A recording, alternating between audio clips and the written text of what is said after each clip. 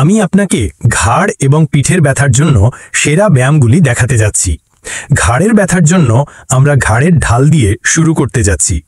আপনি যা করতে চান তা হলো আপনার হাতগুলি আপনার মাথার পিছনে রাখুন এবং আপনার মাথাটি পিছনে ঠেলে দিন।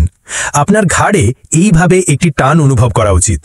এটি 5 থেকে 10 সেকেন্ড ধরে রাখুন এবং তারপরে কেন্দ্রে ফিরে আসুন। এভাবে 10 বার করুন। এরপরে আমরা একটি কাঁধের রোল করতে যাচ্ছি। আপনি যা করতে চান তা হলো আপনার চিবুকটি এভাবে বের করে রাখুন এবং তারপরে আপনার মাথাটি যত দূর সম্ভব বাম দিকে সরান। এটি 5 থেকে 10 সেকেন্ড ধরে রাখুন এবং তারপরে কেন্দ্রে ফিরে আসুন। প্রতিটি পাশে 10 বার এটি করুন। পিঠের ব্যথার জন্য আমরা একটি বিড়াল উট বানাতে যাচ্ছি।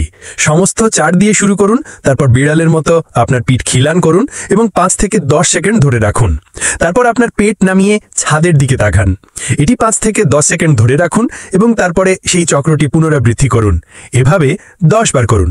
সর্বশেষে কিন্তু অন্তত নয়, শিশুর ভঙ্গি। সমস্ত চারটিতে উঠুন এবং তারপরে আপনার নিতম্বকে গোড়ালির দিকে ফিরিয়ে আনুন। হাত দুটো একসঙ্গে রাখুন এবং তারপর হাতের তালু মাটিতে চেপে ধরুন। এটি 10 থেকে 30 সেকেন্ড ধরে রাখুন এবং তারপরে আবার উপরে উঠুন। এভাবে 10 বার করুন।